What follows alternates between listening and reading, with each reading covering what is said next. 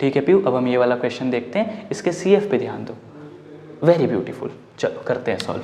तो सबसे पहले आप देख पा रहे हो कि इसमें जो आपकी फंक्शन f ऑफ d है वो क्या है, d minus one the whole square D square plus one the whole square, ये this is your auxiliary equation, तो लिख दो this is the auxiliary equation. अब आपका काम क्या है कि let f of d equals to 0, so d minus one the whole square D square plus one the whole square equals to 0। Clear? अब इसको ध्यान से सॉल्व करते हैं। d minus one the whole square equals to 0 है, तो इसके दो आंसर आएंगे 1 and d equals to 1। Clear? अब d square plus one whole square है, तो सबसे पहले सिर्फ इतने पे ध्यान दो कि अगर D square plus one equals to 0 होता तो दो सॉल्यूशन क्या आते, plus i and minus i, but क्योंकि स्क्वायर है तो प्लस आई माइनस आई, क्योंकि दो ब्रैकेट है तो दो बार रिपीट कर देना है, सिंपल सी बात है।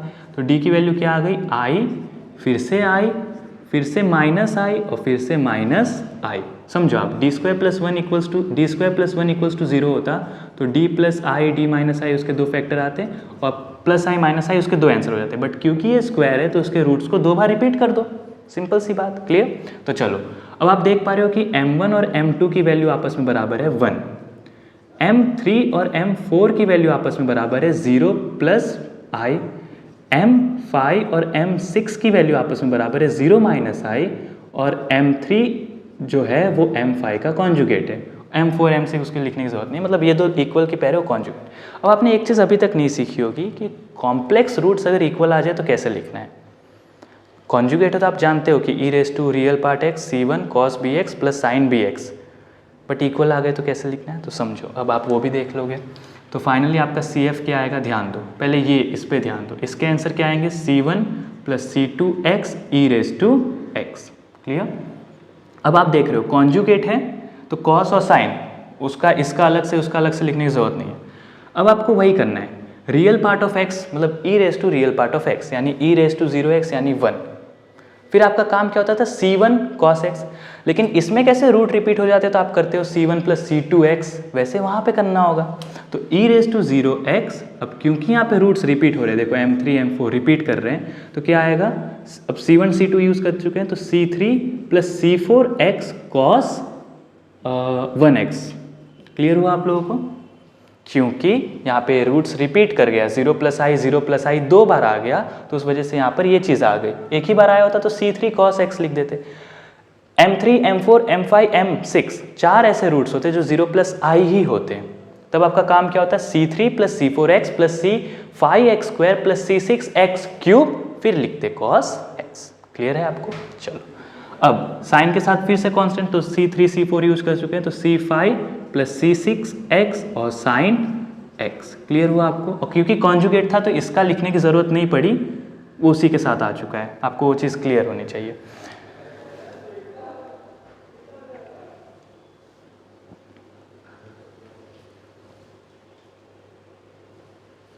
चलो ठीक है, तो ये जो इतनी बड़ी आपके आंसर आ चुके हैं ये है आपका CF। अब हम इसके PI वाले पार्ट पे मूव ऑन करते हैं। सो PI बेसिकली क्या होता है, ऑक्सिलरी इक्वेशन चला जाएगा फंक्शन ऑफ x के डिवीजन में। So 1 upon d minus one the whole square D square plus one the whole square e raise to x। a की वैल्यू क्या है 1, आप साफ साफ देख पा रहे हो कि इस फैक्टर में 1 डालोगे तो 0 होगा, बट ये 0 नहीं होगा।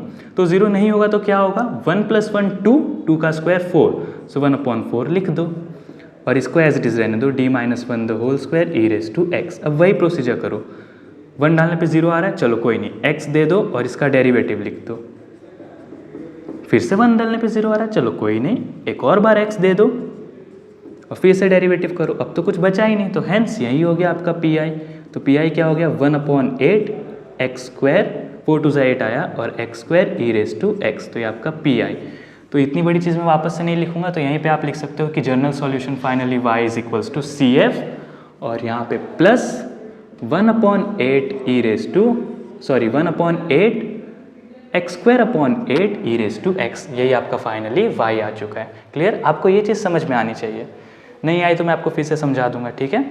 आपको ये जो रूट्स वाली चीज़ है कि इमेजिनरी में इक्वल हो, मैं आपको एक बार समझा देता हूँ कि अगर आपका m1 एक रूट आता है a प्लस आई बी, तो आपका सॉल्यूशन क्या हो जाता है, e raise to ax c1 cos bx plus c2 sin bx।